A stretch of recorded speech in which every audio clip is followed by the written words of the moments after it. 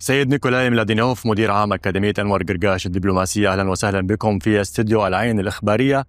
برأيكم ما الذي يجعل من منتدى هيلي اليوم منصة فريدة لمناقشة هذا الكم من القضايا ذات البعد الجيوسياسي والجيو-اقتصادي، وكذلك صراعات الحروب التجارية وصراعات تغيير موازين القوى؟ Thank you for that question. I think a couple of things are unique about the Heli Forum.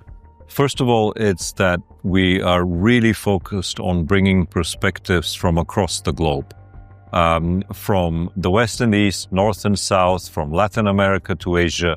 We're trying to get different views together here at Heli, and that is why the theme of Heli is a window to the world. And secondly, I think, is that we are traditionally focused on three topics. One is the geopolitical changes that the world is facing, but that's not enough. We are looking at the geoeconomic changes because the very trading environment around us today is very different from 5-10 years ago. And thirdly, we're looking at the geotechnological aspect of change. Technology is changing at such a rapid pace that it is difficult for governments and societies in general to adapt and to keep up with this change. And we believe very, very firmly that if we take these three themes and we get a global perspective on them, we may actually be able to find answers to how to navigate the uncertainty that the world faces today. سيد نيكولاي، المنتدى يطرح اليوم شعار إعادة ضبط النظام العالمي. برأيكم ما هي أبرز ملامح هذا الضبط؟ وما هي الأولويات التي دعنا نقول يود المنتدى في وضع قواعد لإعادة ترتيبها؟ Well, what should actually come first is agreement on the understanding of what is happening. Because some parts of the world still believe that they can cling on to the old institutions and ideas. Others are rapidly moving forward, and there's a group of countries that understands that you actually need to adapt to the changes, but we still don't know whether they're long-term or that they are short-term, whether they're permanent or not. And I would say that the first aspect of this is actually reaching a shared understanding of what is necessary. And in my mind, what is necessary is for societies to understand that they need to adapt to a changing world. That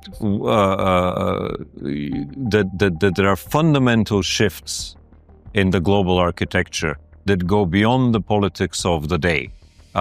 You have a shift in the population of the world. Some parts of the global population are rising, in other parts of the world they're falling. You have problems that require global action. Climate change is one of them. You have the technological advancement. You have the changing trading environment with more protectionism coming out. So the first thing is to really understand that we need to adapt to this. Secondly is to actually figure out what are the best strategies for countries to adapt to this environment. And then I think it very much depends on what part of the world you're in and how and what are the specific challenges that you face. So for example, the United Arab Emirates is a country that is traditionally been at the crossroad of cultures, of trade, of civilizations, of things that have historically shaped its national narrative. But it is also a country that has chosen to be a bridge builder. And this was not a choice that was necessarily natural. A different choice could have been made in the beginning, but the choice the UAE made, rightly so, was to be a bridge builder or a consensus builder. And that means that part of its adaptation strategy is to be able to mediate in conflicts, to be able to build bridges when such bridges look impossible, to be able to talk to everybody, to uphold your principles and your priorities without actually stopping diplomacy or interaction with other countries. This is one strategy. So I think this is where we're all starting from, adapting to understanding that we need to adapt to the realities of the new realities of the world, and then figuring out what are the strategies that we need to have for each region, for each country, or for our approach to multilateral institutions, for example, the United Nations, how it needs to change to be able to be effective. All of these questions are questions that we'll be tackling here at the Hili Forum. سيد نيكولاي، يعني في ختام هذا الحوار وبكلمات مختصرة، ما الذي تودون قوله للعالم من خلال هذا المنتدى؟ ما هي رسالتكم الأساسية؟ Do not stop talking to each other, even if you disagree. Always try to see a problem from the perspective of the other side.